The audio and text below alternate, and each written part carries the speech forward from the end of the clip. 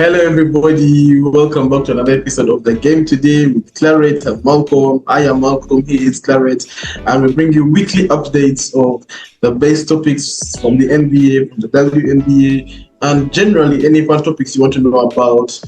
Right now, the playoffs are happening, so you don't want to miss out what's going on, what we talk about. We'll answer any questions if you have any. We'll basically, as I talked about, dive into the knowledge of the playoffs.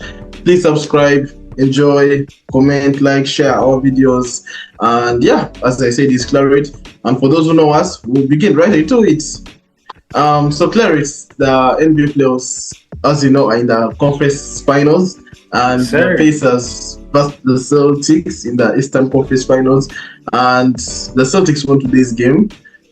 So they are now up 2-0, and I watched the game actually, and I was like, this is more like the Celtics we know now. This is the game we expected for game one. After the Pacers going on the road to MSG and got fatigued. Obviously, after 48 hours, they had another game at TD Garden. So that's the game we sort of expected that game two. But it didn't quite pan out in game one. We talked about it. But today it was generally the whole rhythm. They began quite well. Then the Pacers came with a run. I think they came with a run of like 12 in Oran at some point when Pascal Siakam was just shooting, playing so well, balling, and then there's a run, I think it was third quarter, when the Celtics came back with a 17 Oran in the first 5 minutes of the third quarter or second quarter, I'm not sure. But I think it was second quarter actually, when the Celtics came with a 17 Oran. The Pacers hadn't scored up to like the 7-minute mark, and then they called a timeout. I don't know what Rick Carlisle was waiting for, but they went scoreless. The Pacers, they went scoreless, and the Celtics had a 17-0 run, and then he called the timeout. And from then on, it was just business as usual. I saw one-on-one, not very much ball movement, but Jason Tatum hasn't been playing well, but he played well in game one. Today, he gave the weight more to Jaylen Brown. Oh my God, Jaylen Brown was fantastic. Just before you even continue, I think there was more of, I am Jaylen Brown. You all didn't select me for the NBA team. All NBA, yes. Let me show you tonight. Talk about it. Yeah, we actually talk about it as well.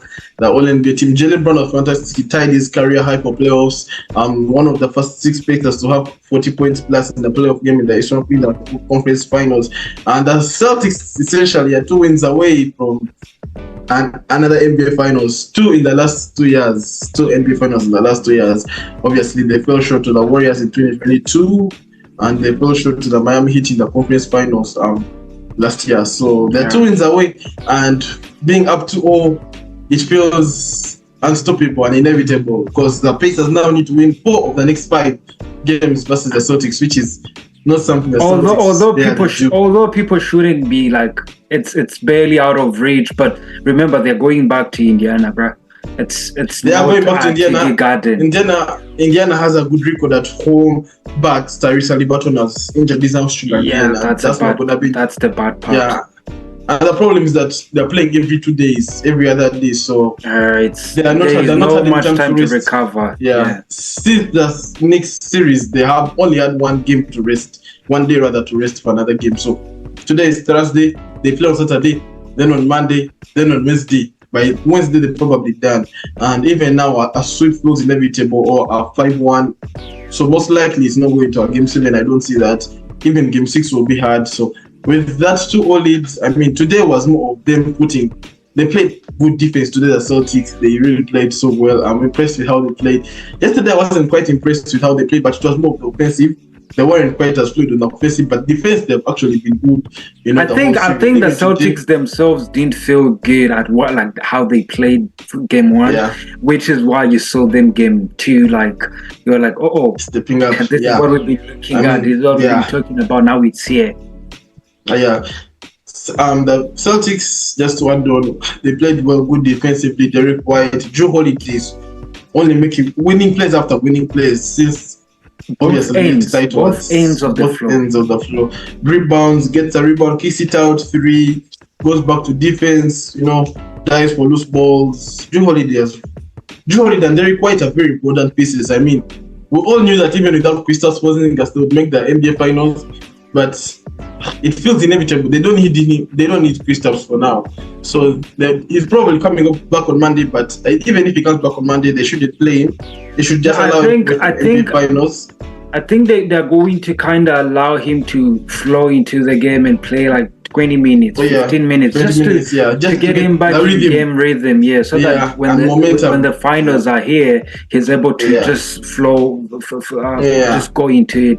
Because coming out of an injury or whatever the rehab was, it's just you are rusty, you're not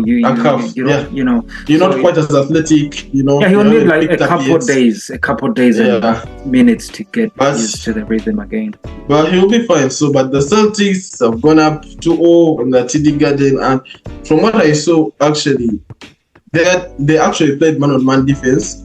They just kept on switching real quick, which I was quite impressed with, because last game, rather 2 days ago, they were kind of playing a zone, and that's why the Pacers were able to come and run back, transition after transition. The runs they were making, they still won the game, but more statistically, you would think the Pacers won the game with the way they were attacking. But today, I think they elaborated what happened, what went wrong in game one, and I think they kind of fixed it. They put the right matchups. Obviously, Joe Mazzulla is the king of matchups. Switching and matchups, they require switches to Andrew Nembhard. Nembhard has been good, but today he was quiet. They silenced him. TJ McConnell, couple of jump shots, not as good as Tuesday. They kind of silenced them today. Today they were better offensively, and obviously Jaylen Brown took over. Oh my God, the Pacers defense is not that good. We all know that, but we all know that although they play it's good, but it's not consistent. It's not, it's and obviously stretches. Yeah, and Malson got into foul trouble, got 2 fouls in the first 5 minutes. Which was then he got his third foul the most. Yeah, he got the third foul early in the second quarter, so he had foul trouble. So you could see how, and they were spaced out on defense. They were not playing. They also tried playing a zone, a 2-3 zone. I know Obi Toppin, when he came in, he was playing the number 3. They tried playing a zone, but it was kind of on the perimeter, and Jaylen Brown, whenever he got the ball, he would just drive in, or drive in every bucket, he would just make it. And obviously, Jaylen Brown and Jason Tatum are athletic, so even if you foul them, they'll make and ones. And so, a couple of jumpers from JT. Not a lot. He's not playing. He doesn't. I think he has accepted that his role is not. You don't have to drop 40 points like the way Jalen Brunson has to drop 14 points in order for the Knicks to win. He has accepted that he has another star in the team. Some days it will be Jalen Brown to cook. Some days it will be Derek White. But at the same time, I'm not happy. Although they won, I'm not happy with JT, because Jason Tatum is really, really good. I thought at least if he's not getting it going on the offensive end, give me some defense. He was the laziest on the court. And I'm like, bro, what are you doing? You can't save your life on the offense. Do something on the defensive end, and probably get your guys going, get yourself going. Sometimes when you play defense, it kind of gives you energy, and that energy when it bursts in the offense, the fire, exactly. You kind of get fire. A good example is Anthony Edwards, the past series against Denver. Not a lot of offense, but his defense is what enabled him to fire up his teammates and himself. Dropping 6 out of 16 points, but he still, his defense made him fire up. I guess his team played defense so well today that, Al Horford played well, even when they brought in the bench players of the Celtics. Sam House was making some blocks, Peyton Pritchard grabbing loose balls. So, after they went to the 17-0 run, go on. I think really Joe Mazzulla deserves a lot of credit. Game one, the way getting beat on that Al Horford pick and roll, because Al Horford is like 39 years. 39. Something like that, bro. I think he's the same age as LeBron, if not older. So he's definitely between 39 and 37. But we'll check. When they were going to that pick and roll, he would be in the drop, and that allowed Tyrese to kind of operate or shoot a 3, right? But then now you see they're like, oh, okay, we do have size. If it's JT or JB on the guard or whoever, you can switch that thing, right, and send Tyrese on the left, and then you can just use the help defense, right? And then on the flip side, you you don't have Miles Turner, which means JT and JB, you just need to beat your first man. Whoever is in the paint as a big man, you can always maneuver and get a shot off, kick out, because they're not as good as Miles Turner. So when he got into foul trouble, it kind of had the pieces to the core that JB and JT start. Like even JT started getting to the rim a couple, layups and stuff. Drew Holiday is coming in transition and just going all the way to the back. And I'm like, you see Miles Turner next time, don't be picking up silly fouls, right? But I think Al Horford said like switching that guard or whatever has the ball at the top really helped them, because now they are not in rotation. You can just keep the body and the ball in front of you, and it allows you to kind of, not allow the passes to the corner and then give up threes. So the switches were good, and that pick and roll obviously became ineffective, which is why now you started seeing Obi Toppin coming in to kind of find a matchup of the pick and pop. But yeah, credits to I think there was also another stat I saw that the Celtics have won by double digits. I mean, rather by at least 20 points in 47 out of 94 games this season. That means 50% of this whole year, the games they have played, 50% of them they have won them by 20 points or more, which shows how much they dominate. But as some people say, no one cares about what the Celtics do in the regular season or the postseason until the NBA Finals. So we'll see. The real judgment is the NBA Finals, the next round. And now up to 0, it's pretty much done deal for them to win the NBA Finals. Winning the NBA Finals, it won't be as easy as it was to go through the East, because everyone predicted the Celtics would go through the East. But now the road test will come. Go on. No, I think everybody has them winning. Everybody has them winning, and that pressure is real. And of course, like, there is no excuse not to win, right? Even without KP, they are still making noise like that. So everybody, of course, expects them to win. But I think going back to Indiana, the series will be judged upon Tyrese' health, because he is the head of the snake, and as much as like we say, yes, Pascal Siakam is the calming factor when it comes to, he can play in every position, but he's back to the basket, he can face up, he can shoot, but Tyrese with that pace actually generates lots of points for them. And then you saw that when he went down, their offense kind of became stagnant, because he is the one that helps their ball movement, because Pascal Siakam is the lead cloak situation where you throw it in the post and then he just goes one-on-one. But Tyrese helps the whole team, and so without him, the whole thing breaks down. So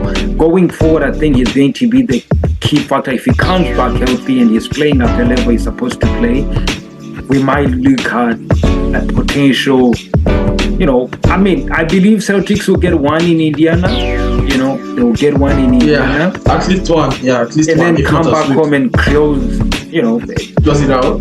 If not sweep them from Indiana. But I think they will put some respect on their home court.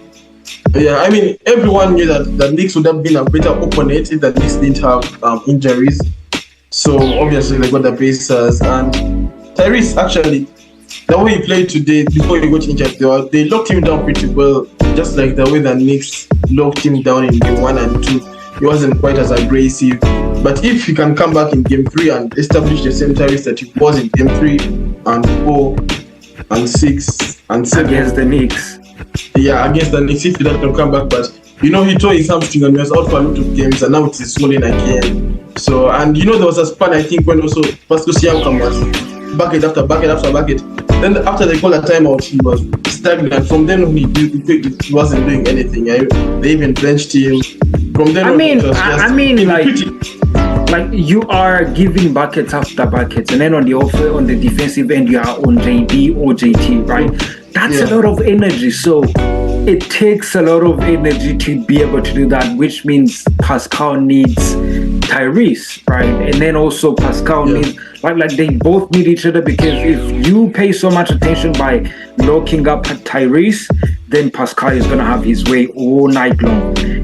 The same goes both ways to Tyrese. If you let Tyrese cook, then Pascal is going to just be there until you choose to take away one, and then the other one will hurt you. But, without Tyrese, I think it's going to be a tough one for sure. And Pascal, he's a good player, but you can't ride it alone. It's just tough. Yeah, but give the Celtics credit. Even if whatever we're talking about the Pacers for doing it, it was still going to be a hard task to beat the Celtics at home in the Eastern Conference Finals.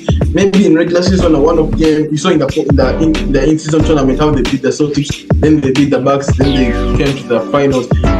Maybe a one-off game when everything is on the line, game 7, whatever I talked about, maybe can work then. But 2 games are on the road, conference finals, the occasion is too big for them. They've already made history, so give them credit. The Celtics win 126-110. I think even Luke Carlo gave up.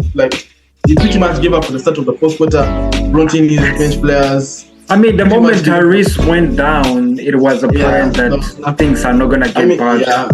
Because even and Miles Turner in foul trouble, Miles in foul trouble, Obiso producing fast was stagnant after. So he pretty much, but give the Celtics credit. After that 17 run in the second quarter, they pretty much dominated the game. And give them credit. They now go back on Saturday, another game on ESPN. It will be fun to watch because the Celtics are not the Celtics. They have not been sent to Cancun, so to Cancun, give them credit. The occasion pretty much is set for the Celtics, and now it feels inevitable. 2 wins away, and the Pacers have to win the next 4 out of the next 5 games, which is. I got a question for you. So now the Celtics have won 2, yeah? Yeah. Are we talking about the pressure on them being able to win the next 2, or we are talking about the pressure on the Pacers being able to win the next 2 to avoid the potential sweep? Yeah, I think that applies if the Pacers lose game 3. If they lose game 3, the only reason why they win game 4 is to avoid being swept. And I think Tyrese will be hit. So what you're saying is that the Celtics are actually on pressure to just go do something and close it out and get more rest before the finals. Yes, exactly. That has been the plan for the whole postseason. Yeah, but the next game winner is going to make it interesting. If the Celtics win, it's pretty much a done deal. If the Pacers win, it will make it sort of interesting because game 4 will now be really important for both teams. Who goes ahead, who ties it at 2-2. It will be important to see. But even if they come back to the Garden 2-2, you still feel like it's just a matter of time for the Pacers to be eliminated from the conference finals. It's a matter of time, even if they bring it back 2-2. Even if they're 2-3 down, I still have more faith in the Celtics winning. 3-3. No, definitely. Even if it's a potential. Well, if it's a potential game 7, I take the Pacers. Yeah, because of how they play. And the Celtics on a big occasion, sometimes they panic. They're not used to clutch time. All those conspiracy theories can come in, all that stuff. But anyways, I don't think we'll get any game 7. It's just gonna be game 6. Yeah. But we don't reach there. We'll be game 5. Most likely, 6. Not even swept. They might not get swept because they're still a decent team. But game 5, game 6, it's pretty much inevitable.